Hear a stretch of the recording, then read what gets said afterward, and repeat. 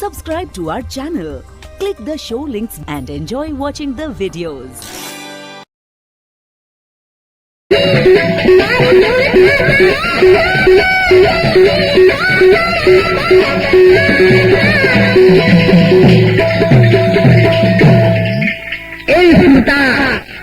પરમાત્માની સાથે લાગે છે એવા એક રાખો તમે રામજી, એ રાખે ચંદ્ર ને ચકોર, રાખે બપૈયોને મોર, એવા હેત રાખો તમે રામજી. એકવાર વિશ્વજીત પંડિત એટલું બધું શાસ્ત્ર ભણ્યામાં કોઈ ખામીને રાખી અને મેં સાંભળ્યું કે કાશીના મગહર શહેરની અંદર કોઈ કબીર છે અને પોતાની જાતના સંત કહાવે છે, તો મારું નામ વિશ્વજીત પંડિત છે, મેં સારા વિશ્વને જીતેલું છું, મારે એની પાસે જવું છે. ત્યારે એમની પાસે ગયા કબીર સાહેબે તો પધારો પધારો પધારો દેવ પધારો. કારણ હમણાં કહ્યું ને, ચરતાની નિશાની જોજે, તારું ઘરે પૂછીને આવે સંત સાધુ કે મહેમાન, અને પડતાની નિશાની જોજે, તારી પેઢી ન ચડે શ્વાન. આજે તો આપણા ગામની અંદર પણ કેટલો બધો હર્ષ અને ઉલ્લાસ, આનંદ આનંદ વર્તાઈ રહ્યો છે, જેમ ભગવાન પગલા થવાના હોય. અને જયારે અયોધ્યાની ગાદી ઉપર દશરથ રાજાએ બધા સજ્જન વડીલો અને ઋષિમુનિઓને ભેગા કર્યા,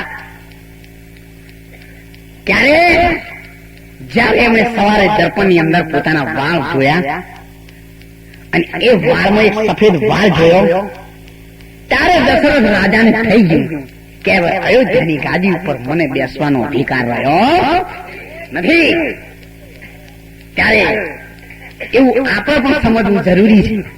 હજુ તો 90 વર્ષના થયા છે પાના તો તિજોરીઓ ચાલ્યો હંતાડતા મોડા થયા, બાટલા ચડાયા હોય તો એના મને કા છોકરા વેરી નાખશે. અમે જે દાડે જ્યાં બે દાડા તો ફાગણા સુધી પીને અને ચેરી ધડધાડ કરતી ધોતી આવશે, એની લક્ષ્મી આકડાય ઘણા દાડા તો ફલાણી જેટલી વધારે દબાવો ને એટલી વધારે તાકાત બહાર ને આવી જાય. તમે કોઈ દબાવતા હોય તો ઓર લાગી, જેટલું વધારે દબાવશો ને ઉપર ઢોકણા મેળશે એ દાડે નેકળવાનો એટલી તાકાતથી ભરાવો કરીને નીકળી જશે. ત્યારે દશરથ રાજાએ સજ્જનોને બોલાવી કહ્યું કે મારે ગાદી બેસાડો તો ચાર દીકરાઓમાં કોને બેસાડવું?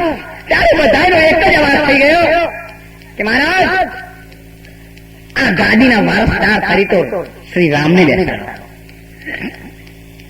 ચારે બાજુ દશરથ રાજાએ હુકમ કર્યો, મહારાજ મોડું ન કરો, આવતીકાલે પછી બાકીની વિધિ પછી થશે. જે આતંકજાની પણ એમના દરબારમાં હતા, ગુરુ વશિષ્ઠ જેવા જ્યાં બિરાજમાન હતા, એમણે આ શું ખબર ન હોય.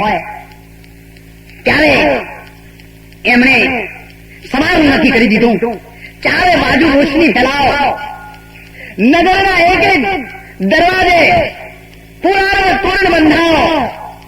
અને આજે પણ આપણે ગામમાં સંતો આવ્યા, ત્યારે આ ગામની શેરીઓ તમે જોઈ, આપણે પણ કહીએ છીએ ને, અરે શેરી વાળા આવીને સાભા કરાવો ઘરે આવોને.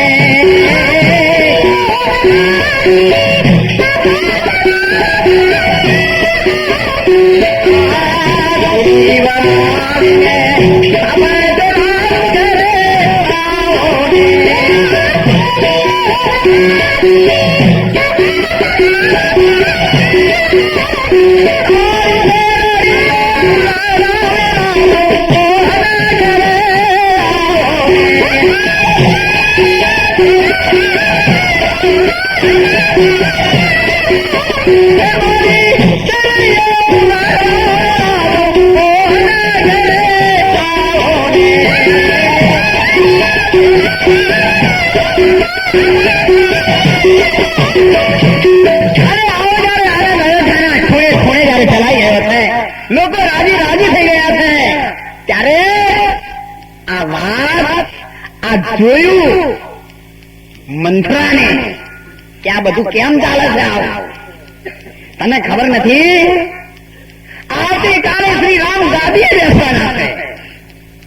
ત્યારે સજ્જન સજ્જનતા કદી ન તજે, દુર્જન તજે ન બેસ, સાકર ગળ પર કદી ન તજે અને સોમલ તજે ન. ઓગાળીને એક રસ્તા ઉપર સાકરના ગોઠિયા મટી જાય, પાણી બની જાય, પણ ગળ પણ જતું નથી. એમ ઝેરી ને દુષ્ટ માણસ એ મરે છે ત્યાં સુધી એનામાંથી દુર્જનતા ને ઝેર જતું નથી.